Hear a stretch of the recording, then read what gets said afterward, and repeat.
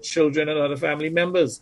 I mean, last week, I believe I shared information to the effect that for two families who lost their parents, I have had to step in and provided assistance.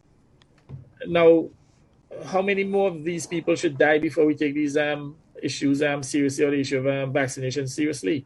And Lovell and Co continue to undermine the process. I mean, they're trying to bring up the issue about the fact that I got the Moderna vaccination early in the year in January. Incidentally, I got the vaccination when there was none available, none, zero, not one vaccination in the country. We only got our Covishield vaccines in April of this year, and an American citizen who had a vial of Moderna shared the vaccine with me and others, and we took it to protect ourselves. And that person had legitimacy to have the vaccine here, but when he opened up the vial, rather than throwing away the other 9, he shared it. But instead, because the vaccine at the time was on the embargo, it wasn't available to us, but it was available to the U.S. citizen for sure, and he's the one who shared it with us. But instead, they're trying to spin it and to make it look as though I did something illegal. Now, first of all, I did nothing illegal. Well, listen, Prime Minister, we have the clip here. I don't know if you'd want us to. Hold on, just hold on there. Go ahead. Yeah. But I want to make the point here, though. Even if I felt I would have done something wrong, I'm not aware I did something wrong. I would have apologized, but I'm not aware I did anything wrong. But what I'll say to them, the means certainly justify the ends, because I would have taken the necessary action to protect myself, to protect the office of the Prime Minister, recognizing too, at that time I was one of the most exposed persons, whereas other people were required to work from home and so on. I had to go to the office on a daily basis. I mean, I would have had a number of potential exposures, individuals who even came to my office who had COVID. There was a young lawyer who came to my office who had COVID. Even one of my security detail on one occasion had an exposure and had to be quarantined.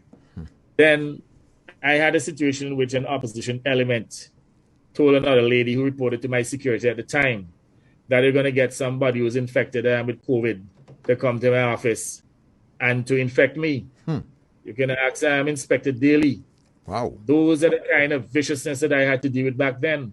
And remember, too, I was literally traveling between Antigua and Barbuda at PLH, meeting people who are traveling to the country, going to Windward Beach and Jumbi Bay and so on. I mean, I would have given you the story about Mr. Del Vecchio, who gave us the $1.5 million US to do the wing there for the Sonova Richard School. He would have donated it after discussion with me in January of this year, during, I think it was New Year's Day. New Year's Day, we actually went and visited the site, myself and the Minister of Education. I mean, I asked him to make the contribution to the school. And when I went to Jumbi Bay, I mean, of course, they offered me a drink. I had to be social. I had to drink. What if they had COVID? Anybody in the family member in the family there? His wife was there, 2 children. So I took the decision to get vaccinated early, and I don't owe anybody any apologies for that. And it's a stale issue, Harold Lovell. It is stale, washed up. Just like you are a washed-up politician, you and Alistair. You're just trying to continue to, divert attention and to, keep people from getting vaccinated. So here they're telling people, the Prime Minister undermined the whole process by getting vaccinated, and that is why people are not getting vaccinated, because they don't trust the Prime Minister. What trusting the Prime Minister has to do with you taking a vaccination to save yourself from possible hospitalization and death? Why people like Alistair and Lovell don't tell the people who are unvaccinated that they're running the risk of ruining their lives and literally ruining their families? That is the message, but they can't move themselves to, go out there and to get people vaccinated and to push them to get vaccinated. Instead, they're promoting this issue about choice and how they're against vaccine mandates.